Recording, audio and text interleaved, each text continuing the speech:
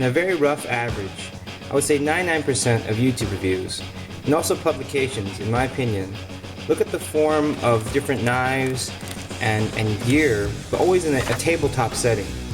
It's always isolated, still almost, like these images.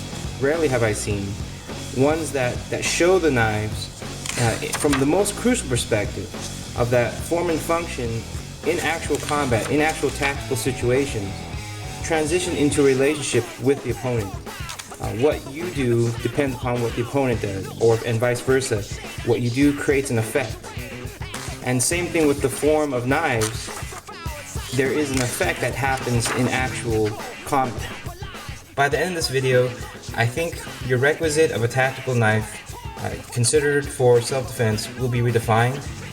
This video has had weeks of preparation, and also the concepts I'm presenting I applied to all my EDC BOB strategies, along with being incorporated into how I design my knives. So two key concepts I need you to recognize and we need to clarify before we continue. One is the OODA loop, and the second is the continuum of force. Now, the OODA loop was created by USAF Colonel John Boyd, and it's basically a theory, a game theory, military strategy, which says that in combat, a person has to observe, orient, decide, and act. And within that flow, Bruce Lee talks about even this sort of timing, a cadence basically. You have opportunities to interrupt. For example, if the stimulus that you provide is perhaps to show them your knife, and they have observed and oriented, and now they decide to perhaps attack anyway. At the moment they decide to act, you could introduce another stimulus that may then cause them to have to reset and give you then the advantage. So it's a strategic, it's a theory that suggests timing. And for the rest of this video, I'm not going to call it the OODA loop. I'm going to shorten it as just loop. And the second theory is the continuum of force. Now, continuum of force is, in many ways, you can simplify it and just say that escalating a conflict. When you are in a situation, you can obviously calm the situation down, keep everything verbal. The situation can escalate and become physical. And within that, knives have a certain time frame that they are used. If you choose to use the knife prior to an actual physical contact, then you are hoping that the knife will deter or affect the individual's OODA loop. If you choose to perhaps keep the knife a secret, and perhaps it's a coated blade and you want to keep it hidden, and as your sort of backup plan, if perhaps the flashlight, the pepper spray, the talking doesn't work and the fight is actually engaged, you want the upper hand by having the knife already deployed and serving its function.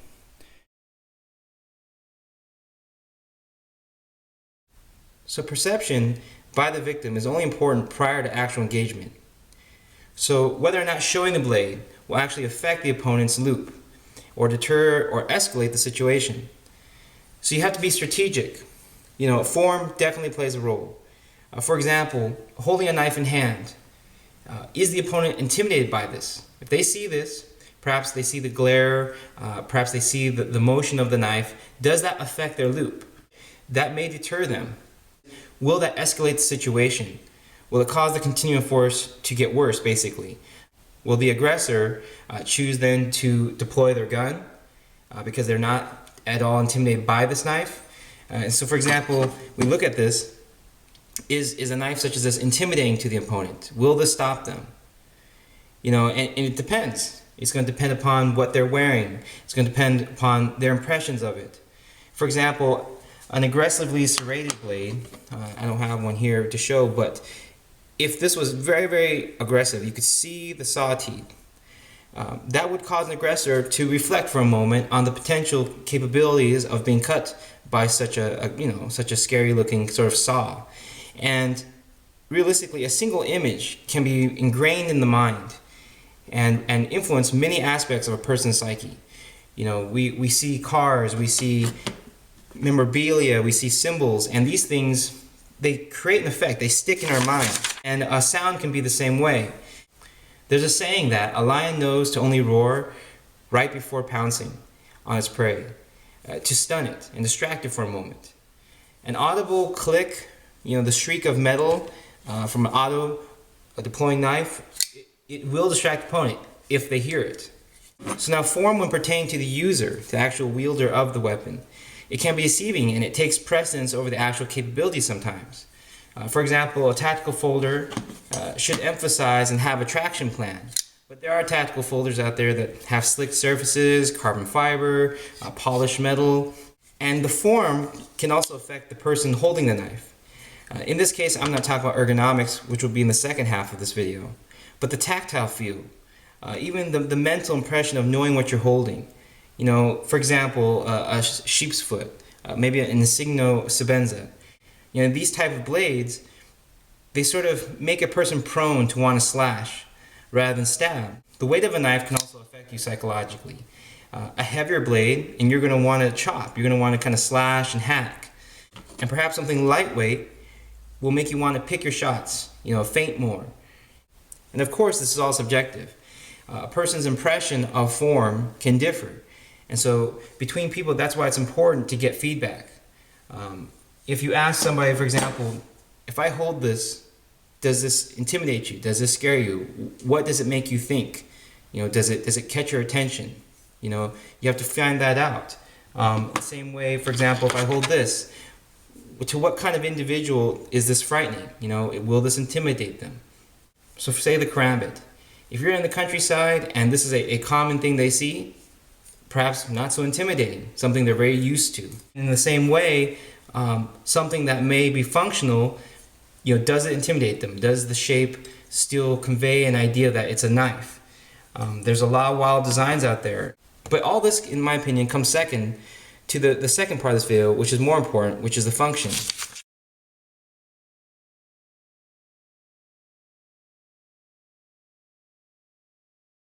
A good place to start is compact knives.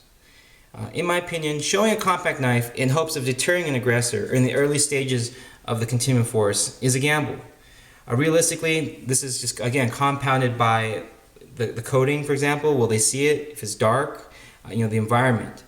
Way too many people don't know this, but small blades have limited targets.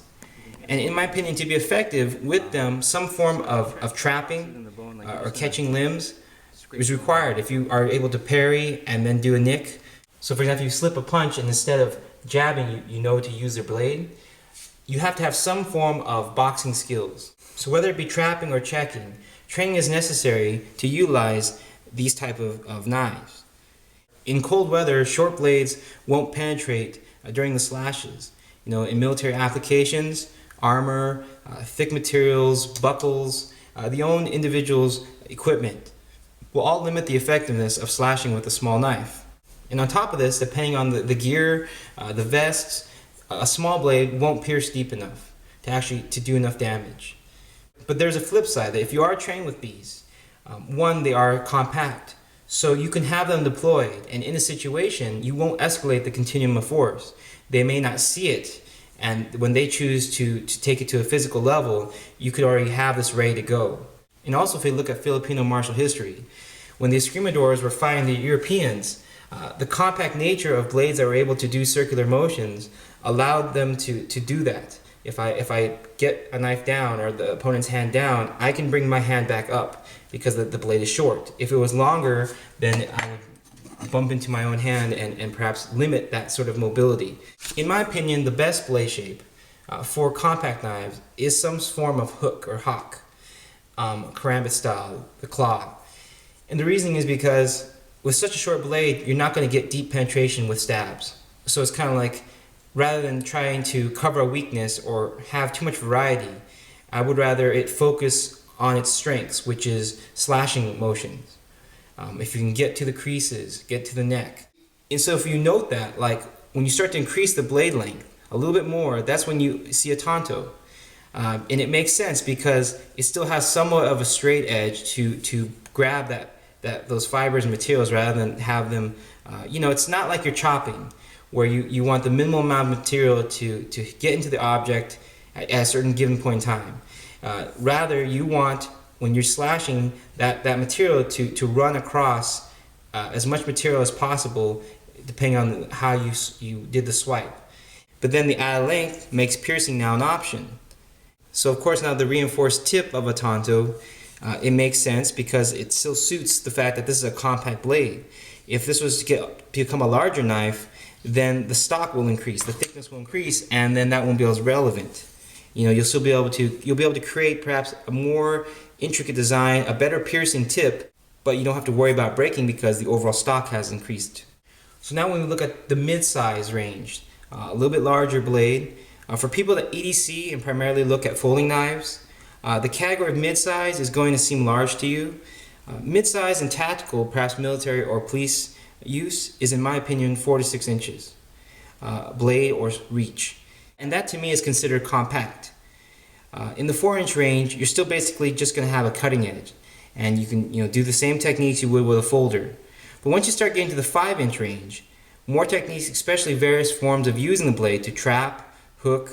For example, if you want to get behind someone's limb or arm, that becomes now plausible because of the extra space. And even now, perhaps versions of parrying. If you feel, it depends on the person. If you feel comfortable parrying with 5 inches, if you feel more comfortable parrying with 6 inches, you're the one who's going to have to do the parrying. And of course, this only pertains to small knife combat. And this is something I've applied to my Enzo karambit design. For example, 5 inches of reach. The design here is meant to take mid-size options such as trapping, hooking, and still be effective as a slasher. You have to look deeply here in this category. In a military environment, realistically, the only targets are going to be the creases, or perhaps in between the vest, in the armpit, the neck, and at which point stabbing isn't so relevant. This can change if your knife is shorter and just intended to be for a grappling range, sort of like stabbing implement. So for example, if I'm caught by a surprise and my primary weapon is my firearm, and perhaps I lose it, and my goal is just to get someone off of me, then maybe when I look at a stabbing implement, I want a tactical knife specifically to be deployed and stab the person. They're already close range, I just have to get the knife into one of those locations. That is something to consider. When I designed the Enzo, I thought about tight urban spaces, but still within close quarters. Not necessarily now only meant as a last-ditch sort of stabbing implement, but for when you have to hook and manipulate limbs because you're in close quarters. You need to shift the person to the side. They're on you, perhaps they come up into your space, and you need to switch positions, move their body. So the goal really isn't to perhaps try to slash and cause damage, but as to take the hook shape and the added length now to control the opponent in tight spaces. Now, in terms of deployment, this is where now ergonomics, the form, and also the tactile feel it has in your hand can facilitate or hinder your own personal loop. Overly complex or not strongly defined action will distract you from your loop. If that doesn't click, I don't hear it, I don't feel it, that's going to require an additional moment of thought when I'm observing and orienting my hand, orienting the situation, and deciding to act. And we have to look at how much withdrawing the weapon telegraphs. For example, if a traditional upright carry is here, this motion of me raising my arm high up is very obvious what I'm trying to do. Even worse if I have to use the other hand, if it's underneath, to lift my shirt in order to deploy the knife. And again, sometimes the form can cause the knife to feel out of control, imbalanced. Situations of less grip, for example, perhaps you are bleeding and it's your own blood that's causing you to have a slippery hand. And to even whether or not the design can be operated with gloves and perhaps injured fingers or forearm muscles. This is now when balance is more important than looks. When it's in your hand, if it's a front heavy knife, for example, will it roll out of the hand if you lose focus? You understand? It's not so much will the knife completely fall out of your hand. It's that for that brief moment when you lost grip or lost attention, you feel that knife move. And that feeling is a thought. You have to register that, observe it. For example, a knife like the Enzo, it doesn't move. When I'm holding it, when I let go of it, it stays in its position. It doesn't shift. For example, if it did, if this is my normal position of using it, and when I let go, the knife shifts like that. Every time I'm going to know that is happening, or sometimes when I'm not paying attention, that has happened if I let go. And so then I have to try to reorient my hand, try to find the knife. To be aware of your own body and what it's doing in combat already requires enough attention. So for example, on this cold steel, it has a tendency to shift always that way. So if I don't pay attention for a moment and I let go, that's what happens. And so every time I have to re-grab it and it shifts back forward. And that's constantly something that I feel. So balance is very crucial because you don't want the balance of the knife to move the knife in your hand and cause you to be distracted. You want the knife to become part of you, not require additional thought. Now, finger holes is something many of us love. And the thing here is it better be designed properly. For example, on this karambit, it looks distinct. It looks functional, it looks interesting, unique. But in practice, it requires a lot of setting up. To deploy this knife, pull it out of its sheath and get another finger, moving your hand back here to get in there, that requires a lot of setting up. And even the bevels here may look attractive, but then the sharp corner on the inside, in practice, these sharp corners will injure your hand, especially if you're not wearing a glove. Even in the pain actually will be sharp. So same thing here with this knife. Deploying the knife requires a specific attention to motor skills. If you are used to deploying a gun, I think that's what this was intended for, that you go like this and then you put your finger in there. But you can see my hands are not in the category of being large, and yet still I have to move my finger back. And I have to be aware to constantly deploy it that way. And any mistake, if I do it like this, my finger gets caught. On the flip side, say I don't deploy that way and my finger's out here and I grab it. My finger comes near the blade. And again, if I had a larger hand, my finger would cross that path of that blade right there. So in terms of deployment, again, you want function over form here. You want, regardless if this side didn't have this ring right here, even though this side did, that may look funny, but the function is more important. Because when I do this, I don't want to get caught. And that would actually help supplement that action. In the same way, maybe it doesn't look good to have no blade here and have this continuing even further, but it would be safer. Now the third and final concept, and this is the toughest one to convey over camera consistently. And again, we see review after review showing ergonomics and how the knife feels. But in actual combat, extreme plyometric forces are being applied. Going back to small knives, when you hit bone, such as ribs, you're going to cut, it's going to cut nicely through the meat and it hit the rib. And bone is a hard object. Obviously, a large, hefty blade can cleave, but since we're focusing on compact blades, cutting to and hitting the bone is an intense force. It may jar your hand, and you will feel the pressure.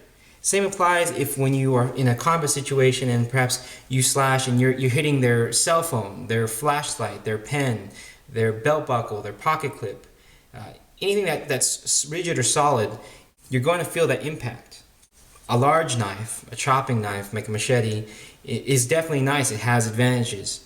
But as such, you can't dual wield. You can't have two hands doing something, your gun and your knife at the same time. And in EDC and even military, typically large knives would be second to having a larger gun. Preferably, I would rather have a gun than a large sword. In a normal life, most of us can only afford legally to carry compact blades. And if we were, again, to carry something heavier, we would probably carry a gun. Kinetic stability is really going to determine whether or not you can exert maximum force and also not lose grip of your knife. Whether because of the pain, where it's transferred into the hand, into the bones of the hand, that will send a sudden shock, a sudden stimulus to your loop. And in close grappling, for example, if you can keep the knife from being dislodged from your hand, that's important. If you stab, they run up onto it. If something's going on, is it going to manipulate your wrist? Is it going to twist out of your hand? In stick fighting, one of the core concepts is to strike with the knuckles, meaning that when you hit, the force is transferred into the webbing, the fleshy part of your hand.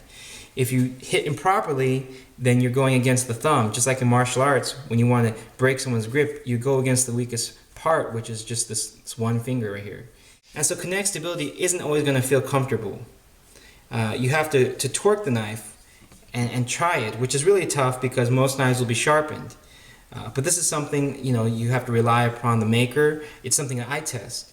Whether ability to pull, do a pull-up, Not only do I check the control I have against random tangential angle forces, it's really going to determine whether or not you're going to be able to parry, strike hard objects on the person by accident, whether you're not going to be able to stab, resist twisting forces, resist body movements. Again, you have to understand, you're not slashing at a still target.